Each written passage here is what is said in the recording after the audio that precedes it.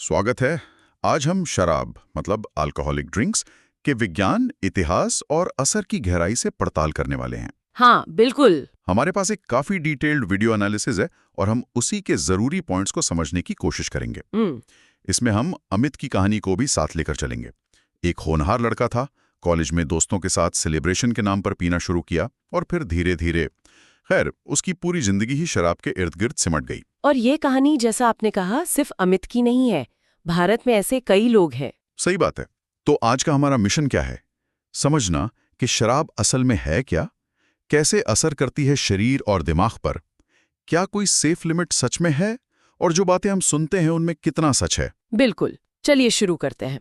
तो सबसे पहले, ये शराब आई कहाँ से? क्या इसे इंसानों ने बनाया है? ये बहुत दिलचस्प सवाल है।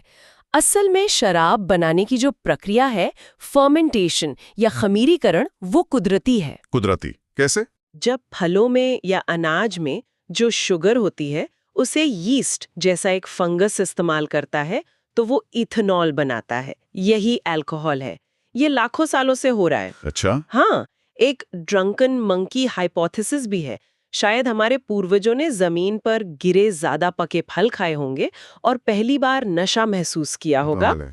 और इसके सबूत भी है, जैसे प्राचीन चीन में 7000 ईसा पूर्व और इजराइल में तो करीब 13,000 साल पहले भी फर्मेंटेड ड्रिंक्स के निशान मिले हैं। तो मतलब बियर, वाइन, साइडर, ये सब फर्मेंटेशन से ही बनते हैं। जिनमें अल्कोहल कम होता है, शायद 4 to 15%। हाँ। बिल्कुल, ये सब अनाज, अंगूर, सेब वगैरह के फर्मेंटेशन से बनती हैं। और फिर आता है डिस्टिलेशन। ओह, डिस्टिलेशन। ओके। जब इन फर्मेंटेड ड्रिंक्स को गर्म करते हैं तो अल्कोहल पानी से पहले भाप बनता है। उस भाप को जमा करके ठंडा कर ले तो अल्कोहल की मात्रा बढ़ जाती है। ओह अच्छा, तो विस्की, रम, वोडका ऐसे बनती है? बिल्कुल, विस्की, रम, वोडका, ब्रांडी, ये सब डिस्टिल्ड स्पिरिट्स हैं। इनमें अल्कोहल 30 से 60% या उससे भी ज्यादा हो सकता है। जैसे वाइन से ब्रांडी बन गई, बियर या अनाज से विस्की, गन्ने से रम। समझ गया। पर आखिर में है तो सब इथेनॉल ही। हाँ, असल नशा करने वाला केमिकल इथेनॉल ही है। तो ठीक है, बन गई शराब। अब पीने के बाद शरीर में क्या होता है? मैंने सुना है खाली पेट पियो तो नशा जल्दी होता है। हाँ, सही सुना है। शराब पेट से भी एब्जॉर्ब होती है, पर ज्यादातर छोटी आंत यानी स्मॉल इंटेस्टाइन से खून में मिलती है। अच्छा। अगर पेट खाली है तो शराब सीधे छोटी आंत में पहुंच जाती है और बहुत तेजी से खून में घुल जाती है। खाना हो तो ये प्रोसेस धीमा हो जाता है। ओके, फिर खून से कहाँ जाती है? खून इसे पूरे शरीर में फैलाता है, खासकर लिवर और ब्रेन तक। लिवर हमारा मेन प्रोसेसिंग प्लांट है। लिवर इसे तोड़ता है? हाँ, लिवर में खास एंजाइम्स होते हैं, ADH और ALDH। पहला एंजाइम ADH अल्कोहल को एसिटाइलडिहाइड में बदलता है। एसिटाइलडिहाइड। और शरीर को नुकसान भी यही पहुंचाता है। ओह। फिर दूसरा एंजाइम ALDH इस एसिटाइलडिहाइड को हानि रहित एसीटेट में बदल देता है, जिसे शरीर आसानी से बाहर निकाल देता है। लेकिन लिवर की भी तो कोई लिमिट होगी? बिल्कुल, लिवर 1 घंटे में एक निश्चित मात्रा में ही अल्कोहल प्रोसेस कर सकता है। अगर कोई उससे ज्यादा तेजी से पी रहा है तो खून में अल्कोहल का लेवल, जिसे ब्लड अल्कोहल कॉन्सेंट्रेशन BAC कहते हैं, वो बढ़ता जाता है। और फिर दिमाग पर असर शुरू होता है, वो जो नशा महसूस होता है। हाँ, अल्कोहल ब्रेन के केमिकल सिस्टम पर असर डालता है। ये गाबा नाम के न्यूरोट्रांसमीटर का असर बढ़ाता है, जो दिमाग को शांत या धीमा करता है। अच्छा, इसलिए रिलैक्स लगता है। हाँ, और साथ ही ये ग्लूटामेट का असर कम करता है, जो दिमाग को एक्टिव रखता है। तो बेसिकली ब्रेक ज्यादा लग रहे हैं और एक्सेलरेटर कम हो रहा है। इसीलिए शांति, सुस्ती, नींद जैसा महसूस होता है। ज्यादा पीने पर ये दिमाग के उन हिस्सों को भी धीमा कर सकता है जो सांस लेने जैसी जरूरी चीजों को कंट्रोल करते हैं। ये खतरनाक हो सकता है। और वो जो खुशी महसूस होती है पीने के बाद, वो होता है डोपामाइन और एंडोर्फिन रिलीज होने से। ये अच्छा महसूस कराते हैं, दर्द कम करते हैं, और यही वो चीज है जो लत की तरफ ले जाती है। अमित की कहानी फिर याद आ रही है। शुरुआत पार्टी से हुई, फिर दोस्तों की तारीफ, और फिर जब ब्रेकअप हुआ तो दुख भुलाने के लिए रोज पीने लगा।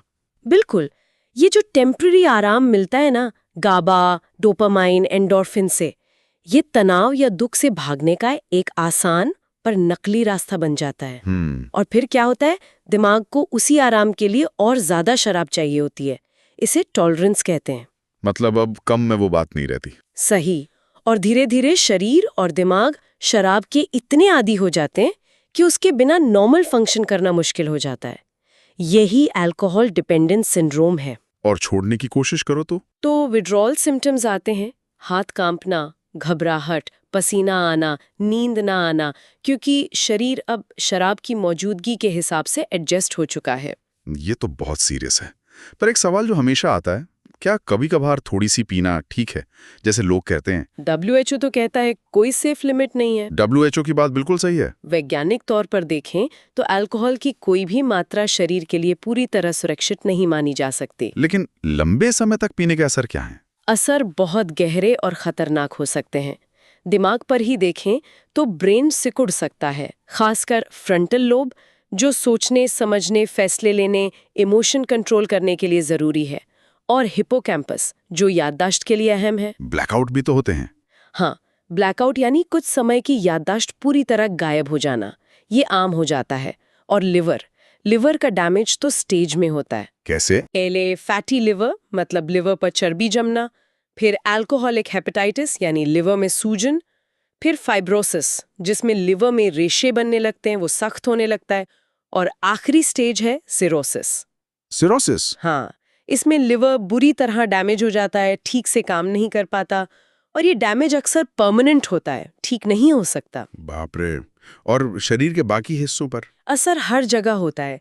दिल की मांसपेशियां कमजोर हो सकती हैं, धड़कन अनियमित हो सकती हैं, ब्लड प्रेशर बढ़ जाता है, इससे हार्ट अटैक और स्ट्रोक का खतरा बढ़ता है।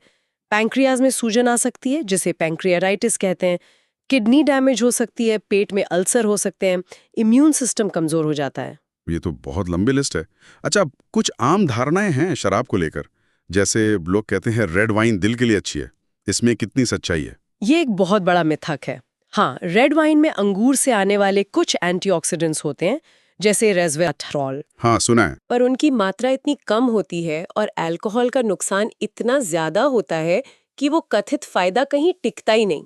अच्छा। एंटीऑक्सीडेंट्स चाहिए तो सीधे अंगूर या दूसरी चीजें खाना बेहतर है। अच्छा। और ये जो कहते हैं कि बियर या वाइन हार्ड लिकर जैसे विस्की, रम से ज्यादा सेफ है, ये भी गलत फहमी है। लिवर के लिए इथेनॉल है, वो ये नहीं देखता कि बियर से आया या विस्की से। हाँ, ये तो आपने पहले भी बताया। और लोग अक्सर मात्रा एडजस्ट कर लेते हैं, जैसे एक बड़ा पैक विस्की 60 ml में जितना अल्कोहल होता है, लगभग उतना ही एक बड़े ग्लास वाइन करीब 150-180 ml या एक पाइंट स्ट्रॉन्ग बियर 500 ml में हो सकता है। तो नुकसान ड्रिंक के टाइप से ज्यादा कुल पी गई अल्कोहल की मात्रा पर निर्भर करता है। एक और बात खासकर सर्दियों में सुनने को मिलती है, शराब पीने से शरीर गर्म रहता है। ये सिर्फ एक एहसास है, और खतरनाक एहसास है। शराब असल में स्किन के पास की खून की नलियों को फैला देती है, तो गर्मी लगती है। हाँ, क्षण भर के लिए गर्माहट महसूस होती है, पर होता ये है कि शरीर की अंदरूनी गर्मी तेजी से बाहर निकलने लगती है। इससे हाइपोथर्मिया यानी शरीर का तापमान खतरनाक रूप से कम हो जाने का खतरा बढ़ जाता है, खासकर ठंडे मौसम में। ये तो बिल्कुल उल्टा असर हुआ। बिल्कुल। अब अमित की कहानी पर वापस आते हैं। उसकी लत ने सिर्फ उसे नहीं, उसके परिवार को भी तबाह किया। हाँ, और ये शराब का एक बहुत बड़ा सामाजिक और पारिवारिक पहलू है। स्टडीज दिखाती हैं कि जिन घरों में शराब पी जाती है, वहाँ घरेलू हिंसा का खतरा कई गुना, करीब 3 गुना तक बढ़ जाता है। ओह। नशे में ड्राइविंग, उससे होने वाली मौतें और चोटें तो हम रोज सुनते हैं। और सोचिए उन बच्चों का जिनके माता पिता शराब पीते हैं, उनमें एंग्जाइटी, डिप्रेशन का खतरा ज्यादा होता है, और भविष्य में खुद उन्हें लत लगने का रिस्क भी बढ़ जाता है। और गरीबी से भी इसका रिश्ता है शायद। हाँ बिल्कुल, एक दुष्चक्र है। गरीबी के कारण लोग अक्सर सस्ती, मिलावटी या कच्ची शराब पीते हैं, जिसमें कभी कभी जहरीला मेथनॉल भी होता है। मेथनॉल, हाँ, ये इंडस्ट्रियल अल्कोहल है, पीने लायक नहीं होता। इससे अंधापन या मौत तक हो सकती है। और फिर शराब पर पैसा खर्च होने से गरीबी और बढ़ती है। लेकिन उम्मीद है, अमित ने रिकवर किया। उसने अल्कोहलिक्स एनोनिमस AA की मदद ली। हाँ, और ये जानना बहुत जरूरी है कि रिकवरी मुमकिन है। मुश्किल जरूर है, पर नामुमकिन नहीं। पहला कदम क्या होता है? सबसे पहला और सबसे मुश्किल कदम है समस्या को स्वीकार करना। ये मानना कि हाँ, मुझे शराब से दिक्कत है। उसके बाद मदद लेना बहुत ज़रूरी है। ए जैसे सपोर्ट ग्रुप्स बहुत मददगार होते हैं, क्योंकि वहाँ ऐसे लोग मिलते हैं जो उसी दौर से गुजरे हैं। या फिर professional medical help, doctor, counsellor, नशा मुक्ति केंद्र। तो इच्छा शक्ति और सही सपोर्ट मिलकर काम करते हैं। बिल्कुल, अकेले लड़ना बहुत मुश्किल होता है। सपोर्ट सिस्टम बहुत ज़रूरी है। तो आज हमने काफी कुछ समझा। शराब जो फर्मेंटेशन जैसी एक नेचुरल प्रक्रिया से बनती है, वो हमारे शरीर और दिमाग के लिए कितनी नुकसानदायक हो सकती है। हाँ, और ये कि इसकी कोई सुरक्षित मात्रा नहीं है।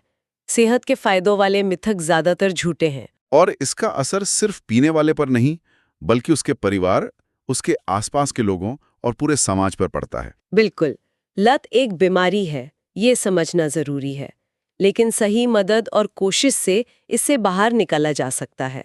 आखिर में एक सवाल शायद सबके मन में छोड़ जाना चाहिए। अगली बार जब कोई कहे, अरे यार, एक पैक से क्या होगा, तो शायद रुककर सोचने की जरूरत है कि क्या वाकई उस एक पैक से कुछ नहीं होगा, या ये उस रास्ते का पहला कदम हो सकता है जिस पर अमित चला था। हाँ, और समाज में शराब को जिस तरह नॉर्मलाइज किया गया है, उस पर भी सवाल उठाना जरूरी है। सेहत के लिए पानी यानी H2O हमेशा इथेनॉल यानी C2H5OH से एक बेहतर चुनाव है। बिल्कुल सही कहा।